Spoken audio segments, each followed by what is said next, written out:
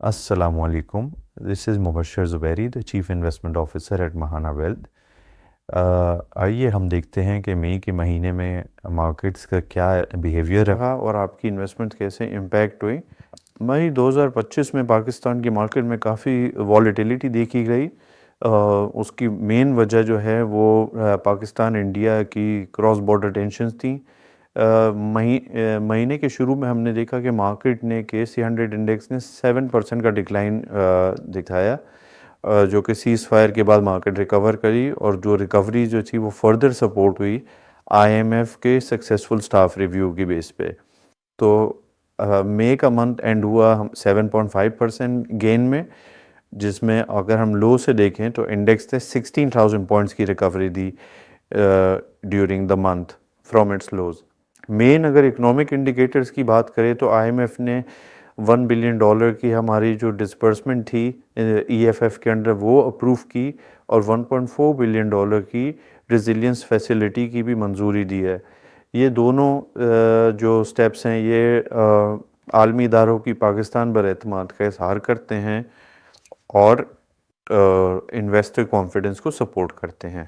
Domestic economy की front पे देखें तो मई के महीने में इन्फ्लेशन का जो नंबर आया था, जो अप्रैल की इन्फ्लेशन थी वो अगेन डेकेड लो रही थी विच वॉज लेस देन 1%, जिसकी वजह से स्टेट बैंक ने शरह सूद पॉलिसी रेट में 100 बेसिस पॉइंट्स का रिडक्शन किया और हमने पॉलिसी रेट को देखा 11% पे आ गया। करंट अकाउंट का डेटा जो रिलीज़ हुआ वो हमने देखा कि अप्रैल में भी सरप्लस रिपोर्ट किया गया, जिसकी मेन वजह थी स्ट्रॉन्ग रेमिटेंसेस और एक्सपोर्ट ग्रोथ। आगे भी एक्सपेक्टेशन यही है कि रेमिटेंसेस अगर सपोर्ट करती हैं तो करंट अकाउंट सरप्लस में ही क्लोज हो सकता है इस माली साल में, और आगे भी डेफिसिट कंटेन रहेगा, जिसकी वजह से हमने देखा कि स्टेट बैंक के फॉरेक्स रिजर्व भी ग्रो करके 11.5 बिलियन हो गए और एक्सपेक्टेशन है कि going forward they will improve.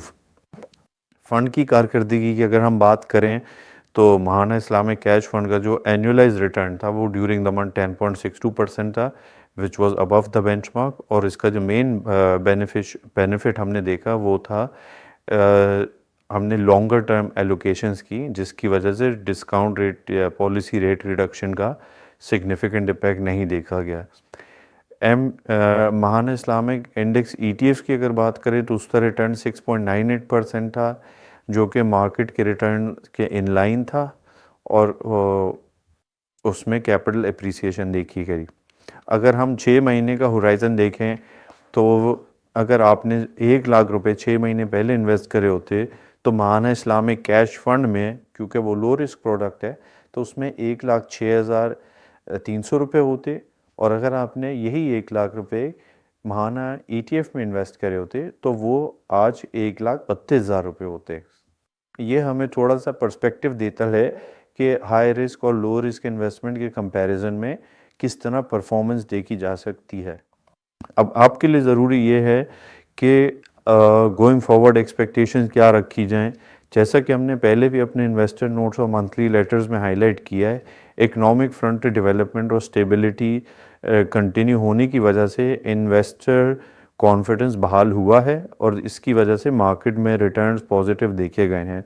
शरह सूद में कमी होना और इन्फ्लेशन का कंट्रोल होना से माशी हालत अभी भी हमें लगता है कि आउटलुक बेहतर है, और डिस्पाइट जो जैसा न्यूज़ फ्लो आता है, बजट भी आएगा अनकरीब, एक्सपेक्टेड है बजट की अनाउंसमेंट, और ये जो पिछले महीने जैसे हमने वॉलीटिलिटी देखी, तो इस न्यूज़ फ्लो को मॉनिटर करना ज़रूरी है, मगर हर न्यूज़ फ्लो पे रिएक्ट करना ज़रूरी नहीं है। तो आप लोगों को एज इन्वेस्टर्स आपको वो करना चाहिए कि आप डिसिप्लिन मेंटेन करें, लॉन्ग टर्म के लिए इन्वेस्ट करें।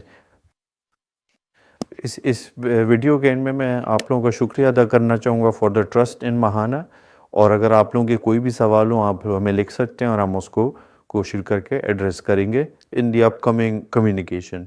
Thank you.